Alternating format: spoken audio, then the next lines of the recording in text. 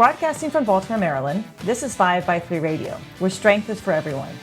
I'm your host, Emily Sokolinski, owner of 5x3 Training, a strength and conditioning gym in Baltimore, along with my co-host, Rebecca Fishburne, founder of Cornerstone Strength Maryland.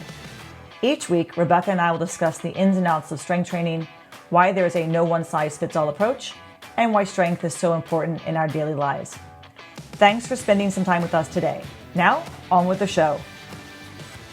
Hi, everybody. We are back for another 5x3 Radio podcast. And just Rebecca and I today. So we couldn't get Craig back just yet. So I think what we're going to do is talk a little bit about kids and weightlifting, and then save some more time for the discussion when Craig is with us.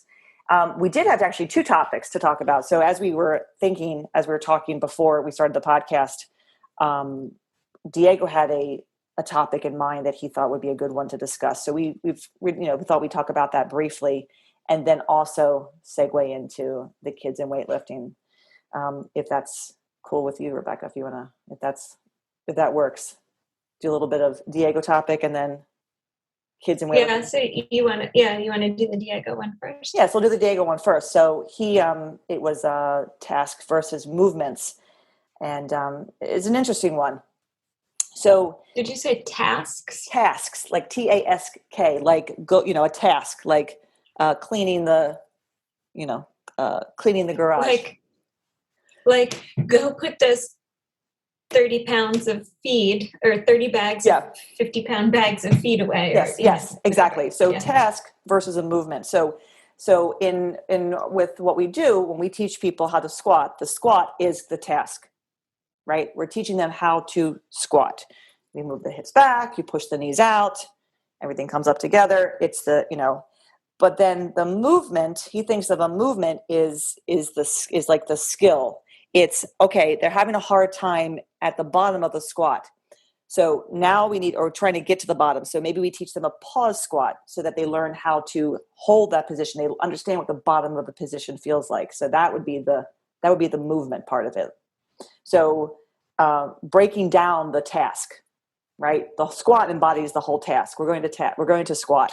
See, so I'm hearing tasks differently than you. Like I would maybe use the word exercise there. But I know exercise has different connotations as well in the starting strength community. But you're going to do 3 exercises today as part of your program. Yeah, I think you could say task and exercise would kind of be like one and the same as a word, but then versus the movement, like take that exercise apart, and now it's little movements. It's the skill. Yeah. Right. Well, and then I'm hearing like the movement. Yeah, the movement as what you're talking about as correctives. Yes, the movement helps the task, helps the exercise, helps us to squat. Learning how to if we break down the deadlift, right? Teaching somebody, let's say they're having a hard time with the deadlift. The deadlift is the task. We're going to pick that weight up off the floor, but they're having a hard time with the hinge. So how do we break that down? How do we take that task that we're going to do? You're going to do that exercise, and we have to break it down into movements in order for them to complete that task. And what are some different ways to break down a movement for somebody who's having a difficult time with the task? So in a sense, it's kind of like, if you're having a hard time with a movement, with an exercise, what are some movements you can do to help develop that skill, right? To kind of break it down. In a way, that's sort of like the cueing one that we did last time, because some of those cues are movement specific. I think cues, but also there are definitely different skills that you can teach somebody. So it goes aside from the cues. It's more of like, I need to teach somebody how to hinge. Okay, we're going to learn how to do an RDL. That's going to help the person with that downward motion in the deadlift, which they're having a hard time with. So now we're taking a movement. We're breaking the deadlift down. We're breaking that big exercise down into smaller pieces. Well, even like with deadlift, with that, like the hinge, like the way I used to approach that movement before the starting strength teaching progression said, do these 5 steps, right, was like, hey, okay, first thing we're going to do is this dowel drill. Right. Hold this dowel with 3 points of contact. Like Right. start with the movement as opposed to the task. Right. Right. And there's that too. So I think there's some people who we could easily just have them do the exercise, have them do the task. All right. And we break it down, those 5 steps. But now the person's that, let's say, having a hard time, they can pick it up, but they're experiencing a difficult time in learning the downward motion. So now we have to step back. I got someone like that now. Yes. Now we have to step back, and maybe that's where the dowel drill comes in, learning that hinge. Or, okay, let's just start from the top, hold the bar in that finished position. And now here we're learning how to get the hips back. We're understanding that the knees soften. So we have to kind of break it down, because they can get up, they can come off the floor, but moving the bar back down that's where okay, let's stop the task and let's now move into the skill, teaching this movement in order to complete the task. So it's a little different from cues, because here we're actually physically making somebody do something. Exactly. Doing something different, like the pause squat, the RDL, a strict press. I think teaching someone when you're teaching the 2.0 press, with the hips. So there's the pause squat, the RDL, the strict press. I usually use the strict press as a skill teaching moment, right? A movement. So I take the hips out of the equation. Let's say they're trying the hips aren't happening. So you remove the hips. Okay, we're just going to press the bar. We're just going to learn how to hold the entire body in position, focus on where the bar starts, focus on where the bar goes. And then you find after a couple of sessions with that, maybe it's a week of it, maybe it's 2 weeks of it, maybe it's just 2 days. Now you add the hips back in, bam, the movement, the task is there, the exercise is there. We've broken it down, and now we've slowly reintroduced the whole piece. And and I, even with press, like a lot of times if I've got a client that I'm working with only virtually, like only through Zoom or True Coach or whatever, sometimes I'll generally just start them with strict press and sort of see their quality of movement. Some people are natural movers and can pick up the hip thrust initiation bit of it easily enough. A lot of people sort of naturally figure out how to do like the 1.0, start as a strict press and then transition to the point where it's like your start stop is at the top. And then once they've nailed down that elbow position, they get the stretch reflex out of the bottom kind of naturally as the weight gets heavier. Right. And then learn how to generate that movement with the hips to initiate it. Right. I've just found online, like virtually, that progression seems to work better because you've got less time. I can't like physically manipulate their hold on the bar or, not as many, can't do tactile cues. And I guess I tend to use a lot of tactile cues with the overhead press. You have to. Yep, absolutely. That's the tricky thing with online coaching, right? Is you don't have that ability to reach through the screen and poke people. Put your hands up. That would be kind of weird. That'd be awesome. You could like reach through the screen and then like touch the person and and show. I had one guy who was all online, and sometimes his kids would be in the room like while he's like lifting and stuff. And one time I was like, okay, next session when you get set up for your deadlift, have your kids stick an ice cube between your shoulder blades. It's like, and that's what I mean by chest squeezed through. Yeah, exactly. Get your kid to poke you in the back. So I think that in talking to him very briefly the other night about this, it does. It's like we do think of like when you think of movements and you think of a task / exercise, you actually do have to eventually sometimes break it down for people. And then you take the exercise and you just kind of remove whatever skill needs to be addressed from that. I'm thinking for the bench. I don't know if I guess a pause bench, same thing. Kind of a pause bench would be, similar to like the strict press, like taking out that stretch reflex.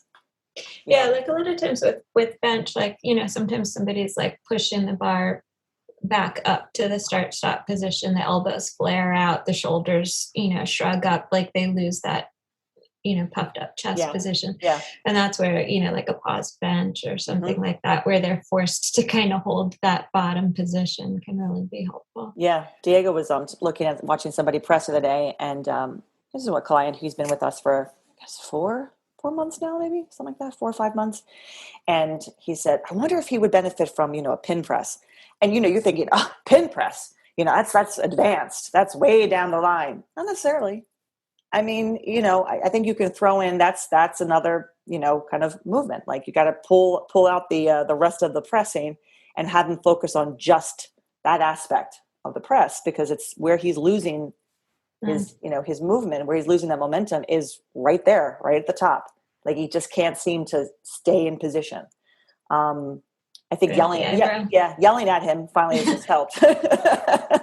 we haven't used the pin press yet with him. It's just a matter of just like yelling at him to keep the bar close and stay and keep the hips forward. It's getting there. But the press is I think is a tricky one. How do you break that one down? Because you can do so many different things with a squat. You've got a box squat. You've got the pause squat. Tempo squats. I mean, so many things that you can do to change. Tempo bench. That's the one. Not just so much a pause bench, but forcing the person to really slow down.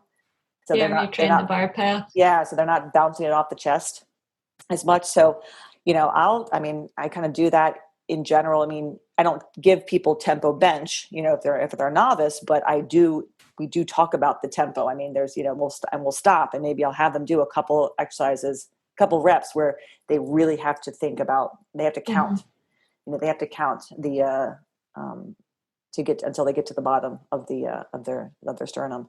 So I guess that would be a good one too. That's more of a movement versus the entire exercise. All right. So kids and weightlifting. Yeah. When I was saying, like, it's kind of ironic because Sadie's downstairs doing her lifts right now, texting me, how much weight time? Let's talk about, before we get into that, when did you start your girls' strength training? When did they start, and why? Yeah, I guess. Well, I don't actually remember when Felicia and Sadie started. They were in middle school because they're 14. Are they 14 now? They're 15. They were maybe 14 when they started. They're 16. They're 16 now. Yeah. Well, how they have learners permits. They're 16 now. Yeah. How old is Delia? People are old. How old is she? I know Hannah's She's 19. Almost. Yeah, I guess Delia's almost 18. Oh my God. Okay, I've known you. Yeah. They seem so young when I first met them. Yeah. Okay, so they were 14. So anyway, about 2 years. Yeah, but when they started, I think basically, you've got to decide how old the kid is and how far advanced they are in terms of development, right? Like if the kid hasn't reached a certain stage on the Tanner developmental scale, you're not going to train them, but that doesn't mean they can't come into the gym and do some things and learn the movements and play around. Right. And so I think when they started, they were sort of on the edge of we did just sort of some low key, here's how you squat, here's how you deadlift. Didn't, really push things in terms of weight. They did that for, several months. Then they had soccer, so they stopped with the lifting. Now Sadie's definitely training. She's doing her lifts. She's increasing weight. She's intermediate. She's got her volume day. She's got her, heavy day. She just, and it's fun. It's fun to watch her get stronger. Yeah. She sort of has this, I guess there's a lot of kids that are really motivated by wanting to lift exceptionally heavy weights, and she just likes the feeling of being strong. She's lukewarm, maybe, on the actual lifting most days. But she's been very disciplined about it. I don't think that was really your question. You said, when did they start? They started and stopped at various points. And when they first started, it was really just learn the movements. But I think I'm glad you talked about her discipline. And that's kind of key. I mean, once they reach a certain age, like 14, there is a sense of they found something that they enjoy doing. So she and her sister are doing soccer, right? So that's something that they have discovered that they enjoy doing. And that's something they do very regularly, right? Enough to like. Yeah, actually at this point though, Felicia is just playing soccer. Felicia's the one playing soccer. And Sadie has not been. But Sadie's been lifting. Yeah. Right. So she decided, so she was playing soccer and then she discovered lifting and decided that that's something that she really enjoyed doing and stopped the soccer. In general, like finding something to do, exploring all the options first, and then kind of settling on, well, this is where I want to be. This is kind of what makes me tick. With the kids in weightlifting, I think they should be kind of, if they come in the gym and they're interested, it should be just fun and movements. Maybe by 12 or 13, there could be a little bit more focus, right? They had that discipline. Sometimes even as young as 10, they might be able to have that discipline and focus, but you have to be mindful about how you're going to train them because they are 10. Right. And they may change their mind.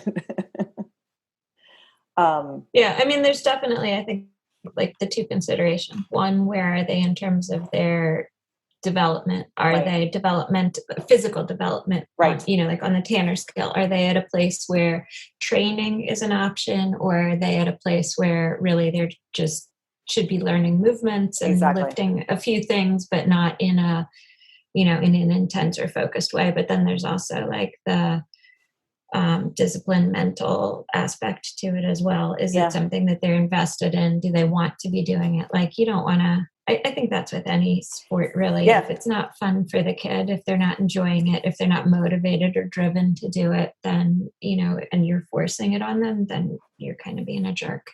Exactly. I mean, I worked with a young man, a little boy, his father drops in every now and then. He lives in New York.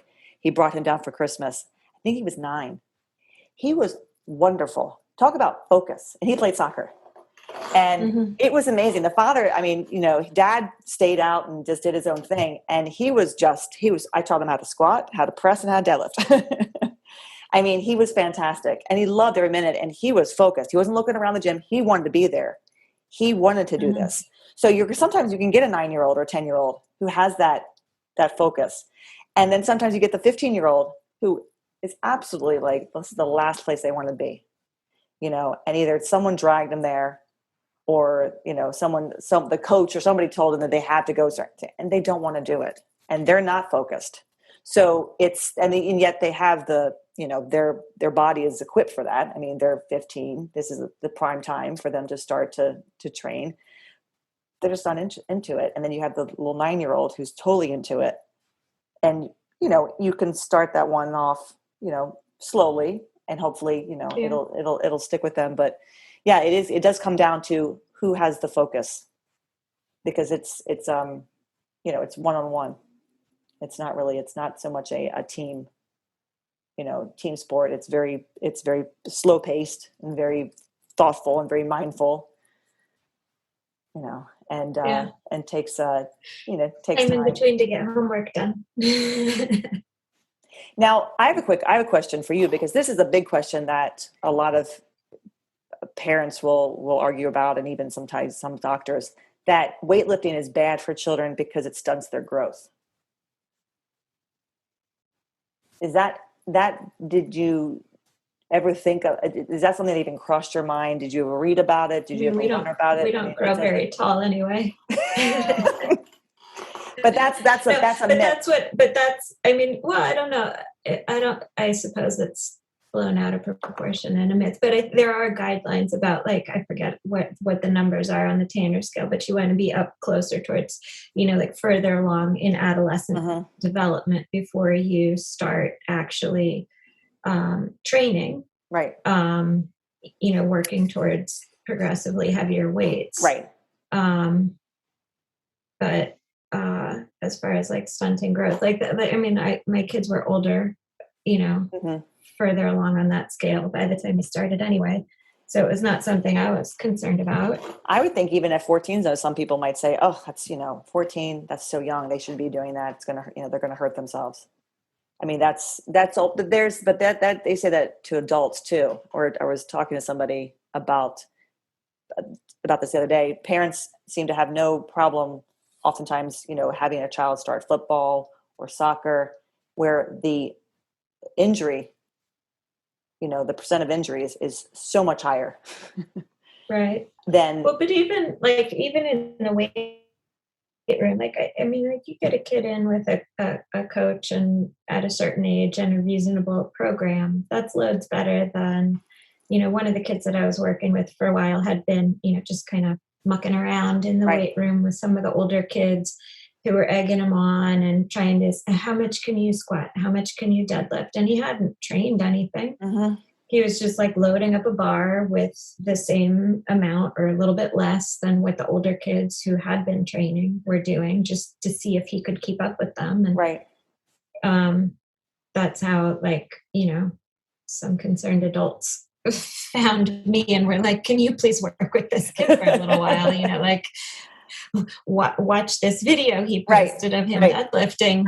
And it was in that case more like he's going to get hurt, not because of the activity, but because of the lack of the qualities, guidance, coaching or whatever. And that's an adult person is going to do that. The ego is high. Times, Well, I mean, with kids too, some kids too, they want to keep up or whatever. But it's, I think that the connotation of deadlifting, squatting, oh, you're going to hurt yourself, you're going to hurt your knees, you're going to hurt your back. But then throwing someone into into football and giving them a helmet and then they're running in, smack on into somebody. That's not, that's, kids are going to hurt themselves. Well, okay, really? I mean, that's more damage. That's more damage than like having a controlled environment like the weight room. Yeah. Like, I mean, that's the thing that surprises me. Like, I like in the weight room, lifting or whatever, like maybe there's a last rep of a bench press or something that, I got to help re-rack or whatever. That's like sort of the worst case scenario versus like I go and watch the high school soccer games and, a lot of the games, there's a kid pulled off the field, at least one kid from one team or the other pulled off the field with an injury. It's like real regular. Right. But that's, that is, that's soccer, that's football, that's going to happen. And then something happens where, let's say there's a back tweak in the deadlift. Well, that's it. No more lifting for this person. And yet they'll go back on the soccer field. Yeah, but that just gets back to people find what they're looking for. You know what I mean? Right. Like if you're not looking to prove your preconceived notion that football, soccer, field hockey, whatever, are potentially dangerous, then when you see an injury happen on the field, that's not the category that you're going to mentally put that into mentally. Right. If you are seeking to reinforce a view that barbells are dangerous, you get a little tweak. It's not the same thing as like a torn ACL that needs surgery from the game. Right. But that proves the point that you already thought. Exactly. You're right. It's always just, kind of a preconceived notion. And also it's the, I'm focusing on the soccer, I'm focusing on the football, the field hockey, whatever. The weight room is, is not my, that to me, that's something else. Injuries are going to occur there, and I'm not going to, my priorities are on this subject. So, I mean, that brings up a good point though. Like some of the things that we're talking about that come up when you're training kids, right? Like, where are they in terms of their physical development? Are they ready to train, or are they just at a point where they should be learning the movements and how to function in a gym? You're also looking at their emotional or intellectual focus, development, that kind of thing. Are they mentally ready?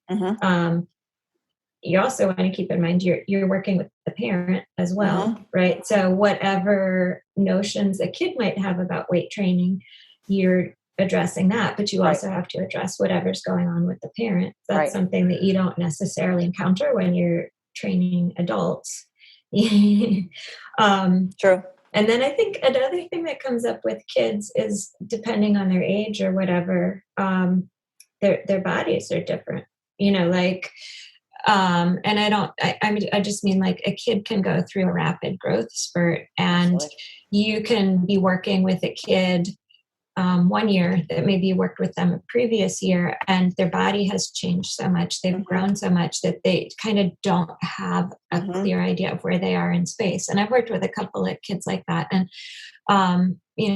teenage boys that seem to go through like a rapid growth spurt and are taller or lankier, or they don't really have a sense of how they're setting their back, or where they are, just where they are in space, because it's so different now than it was 6 months before.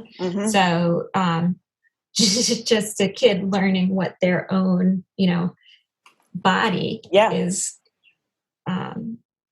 doing. Right, and how it moves. And then you throw in the weightlifting, the strength training. Yeah. I mean, I'm going to be working with two, hopefully 3 dancers this summer who are between the ages of 12 and 14. My friend Paula, who runs a dance program in the city, she and I are teaming up to do a documentary. We're going to follow these dancers for a full year, and I'm going to train them, and we're going to see how their strength training impacts their dancing. And so basically they did an in-person class with her, which we filmed in this past May, and we'll do a filming of all of them throughout the year, and then do a final kind of, filming at the end to see changes, and in just terms of their, their body, their overall confidence, their strength, their dancing. And since these are dancers, they already have, they have that discipline. They have that mentality of listening to a teacher, listening to an instruction. So it's going to be very interesting to train them, to teach them this way. So Paula has them in the dance studio. I get them in the weight room, separating the two. How many days a week are they going to lift? Twice a week. Twice a week. And hopefully we'll try to figure out for the fall. And then how many days a week are they dancing? So this summer they won't be dancing at all. They'll be just training. So we're kind of doing kind of an off season. Oh. Yeah, we're going to be focusing primarily on their strength training, and they won't start back to dancing until September, when school starts and the program starts up again. So the whole month is basically off for them. So this is their off season. And I actually have a 19-year-old. I have one of my college students here this summer, one of my other dancers training. And I have a friend in town who is here for about 2 months. She's a professional dancer on Broadway. She's training with me. So I have all these dancers. Yeah, but it's the young ones that I have that I'm really excited about, because they are at this age, this 12, 13-year-old, this age where their bodies are changing and growing. And it's going to be interesting to see how this helps them, and interesting to see how their bodies will change throughout the year as they, just in general, because they're growing, and if that's going to impact their training. Is it going to make it? Will things change in the gym as a result? Will we have to make changes to their program, as you're saying, that since bodies, as they change and grow. So I'll be curious to see just how, where this goes. Their parents are 100% down with it. I mean, they're coming from Paula, who they trust. And these are dancers who have worked with me all year in another strength training capacity, not with the barbell, but just in basic, goblet squats and push-ups and, rows all online.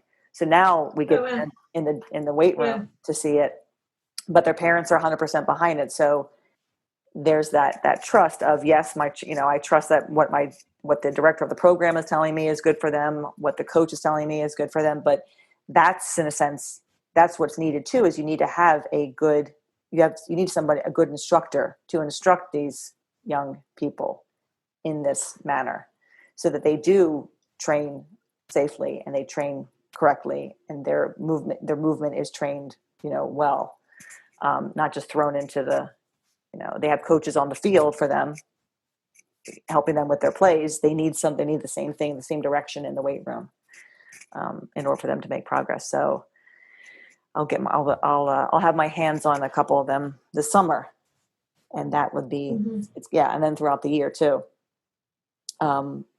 And the fact that they already have that kind of disciplined approach when it comes to their dancing, I think it'll be very easy to coach them it is very easy to train them. I mean, I did an in-person kind of basic training class with them, and I had all their attention, the entire time.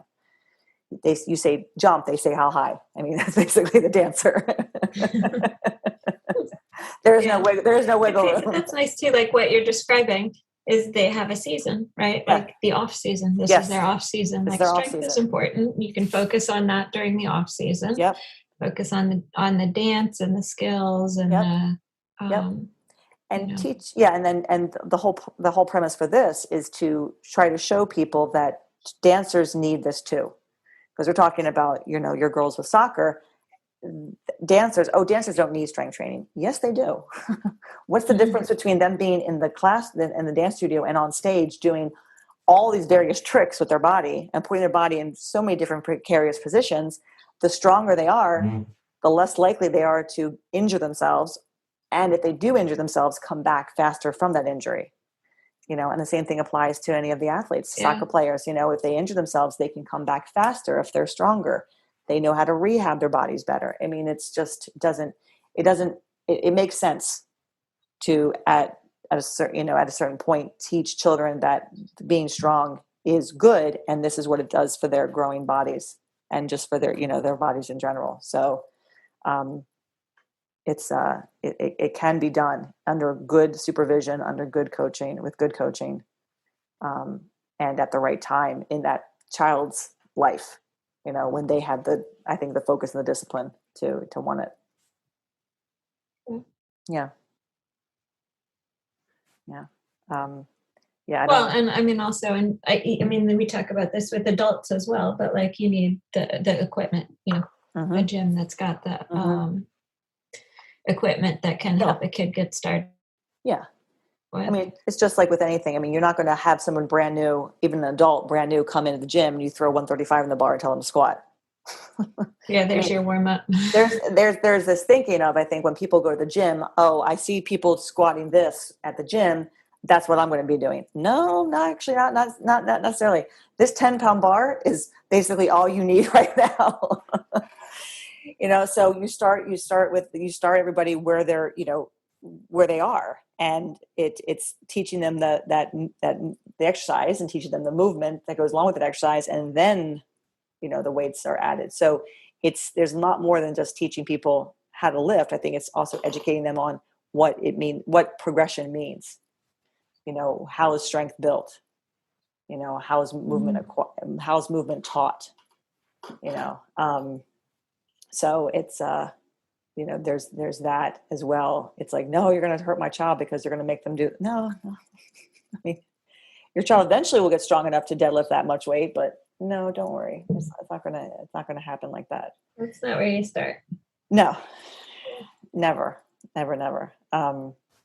So that's I think the biggest, always it seemed to be the biggest obstacle is it's either it's going to hurt them or it's going to like somehow stunt their growth, which maybe is not even an issue anymore. That used to be an issue, but I remember that being. Yeah. And I mean, I think a lot of high schools anyway, that at least ones that I'm familiar with, have like a strength training option a lot of times now, more so than like when I was coming up.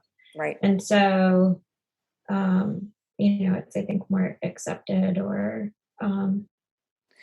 not questioned to the same degree that absolutely that kids could strength train. I try to whenever I have somebody talking to me about children and training, I try to refer them to Bo and Angie because they have such a huge young athlete program up there, and you've got middle schoolers there. You've got girls who are 12 years old squatting 225 pounds. Yeah. They're like, huh? I'm like, yeah, they're 12. 12 comes in all shapes and sizes. There's a 12-year-old who is, can be, 5'8" and, 160 pounds, and a 12-year-old who is, 5'1" and 95 pounds.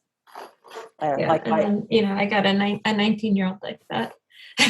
Right. I've got, and my nephew, I mean, he'll be 14. Jack's 5'6" and 100 pounds. Yeah. He's going to be 14. And he's tall, but there's nothing to him. And then you could have another 14-year-old who's the same height, who weighs, 50 pounds more than he does, as actually Craig was coaching Nikki's nephew.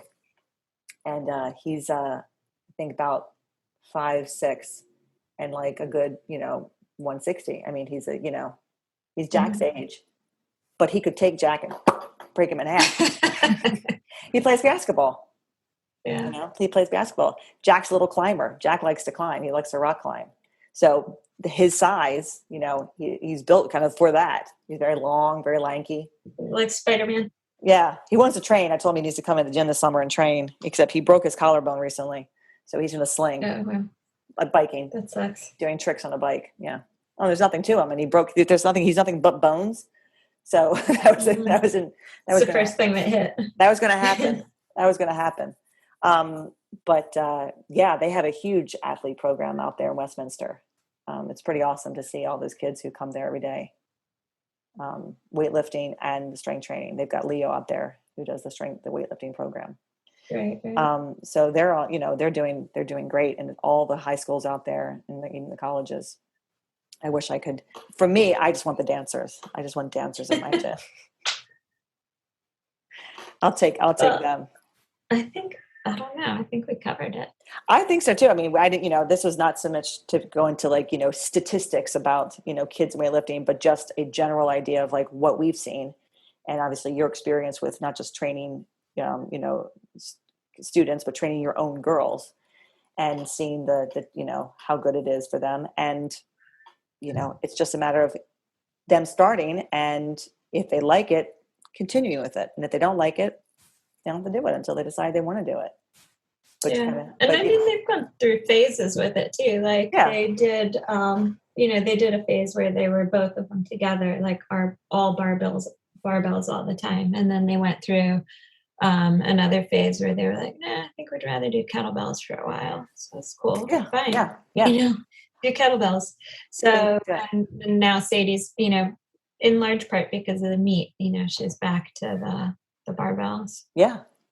Yeah, it's great. It gives a focus. I mean, it gives adults a focus, but for young people and young children, I say children, young adults, teenagers. I mean, however different labels you would put on them, it's just a matter of are they enjoying it? Do they like it? Are they good at it? Is it something that they want to continue to pursue? Yes. Yes, no, but giving them a chance is always a good idea. If they express interest, try not to, oh no, it's not right for you. Encourage it. Yeah, let them check it out. Yeah. Encourage it. Excellent. Well, we will end there. We had our discussion on tasks versus movements, and our thoughts on kids and weightlifting. Any comments you have about any of our podcasts so far, you always feel free to let us know, email us, and give us your thoughts. We'd love to hear from you. And of course, as always, we'd love to hear any topics that you might want us to discuss, because we can always come up with topics of our own. But it's always nice when we hear from our listeners. So as always, you can contact me at Emily@5by3.com or Rebecca at cornerstonestrengthmaryland.com or cornerstonestrengthmaryland@gmail.com. Contact from either one of us. Hit Rebecca up for any online coaching. If you're interested in online coaching, she's down in Anne Arundel County. You can also go and see her if you're in that area. Any of our listeners who are from the Maryland area, kind of south of the city. South of the city. And just to throw it out there, we're going to keep announcing this. Our Charm City Strong Woman contest is on this year for reals. This time Wait, what are the 5 events? So we're doing the 5 events, and we're doing 3 new events. We've got a hoist event where we are doing a hand over hand pull and hoisting. I think it's going to be like 300 pounds of clothes up into the air. If you check out 1983 World's Strongest Man, you will see the hoist event in that video. So 1983 World's Strongest Man. We're doing a Viking press. So we're doing that for max reps. That's a new event. We haven't done that one before. We're doing a frame deadlift for max weight. So I bought one of the new Titan deadlift frames. And we're doing that for max weight. And then we're doing our sandbag throw, which we did a couple of years ago, and our Zercher carry. So we're doing a yoke Zercher carry. I watched that video. That doesn't look so fun. We haven't done that one since 2014. So Shannon said to me today, one of my members said, how did you come up with the weights for the Zercher carry? I said, that was from 2014. I just picked those weights and plugged them in for our weight classes for this year. I said, except I need you to train it or do it. So if it's too light, we need to up the weight, because that was heavy in 2014, but heavy then is not heavy now. So we need to. Well, the other thing, I was looking at the picture too, and the picture that you had from the 2014, it was like outside the old gym. And it's that cobblestone street. Like, I wonder how much difference that makes. Well, we had the rubber mat down.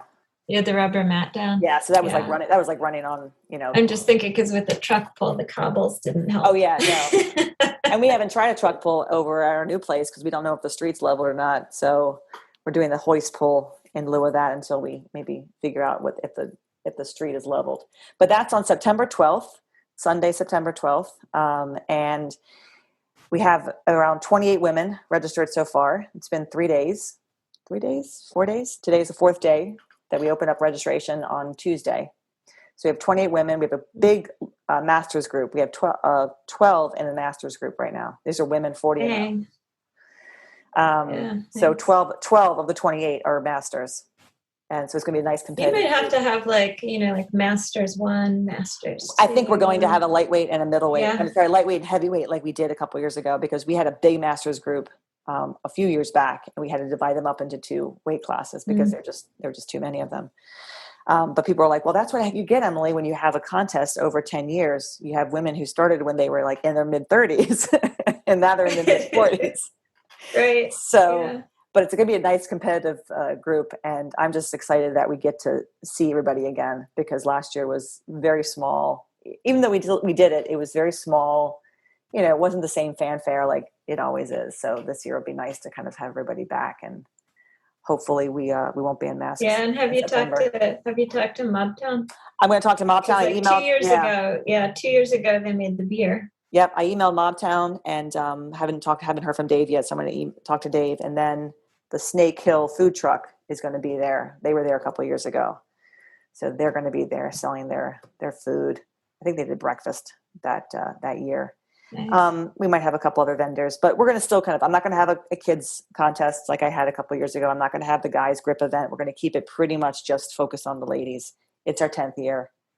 So we want to just keep it to the ladies. It's a big year for us, 10 years. And Ullman House will be there.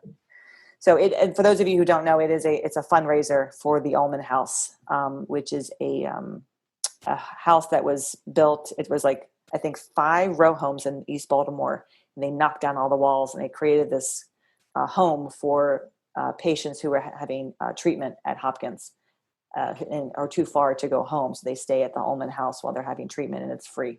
It's free for anybody to stay there. And we have a suite there named in Charlotte, my sister's memory, the Charlotte Giza suite. So it's a fundraiser for Ullman and the foundation. So if you want to check it out, you can, if you live in the area, you can always come by 9 a.m. to 2 p.m. And we'll be talking about the ways to donate as we continue with our podcast this year. So thanks again, everybody. Thank you, Rebecca. And have a great week. Hey, good to talk to you. We will be back in another 2 weeks for our next topic. I have no idea what to talk about. So maybe I'll get an idea from somebody, or Rebecca and I will come up with something. So we don't run out of topics too soon. All right. Thanks, everybody. Have a great one. Bye. See ya. Take care. Thanks for listening to 5x3 Radio with Emily and Rebecca. If you like our show and want to know more about 5x3 training, please visit us at www.5, that's F-I-V-E, the letter X, the number 3.com. You can also find us on Facebook and Instagram. To learn more about Rebecca, please visit her website, cornerstonestrengthmaryland.com. Thanks for listening and have a great week.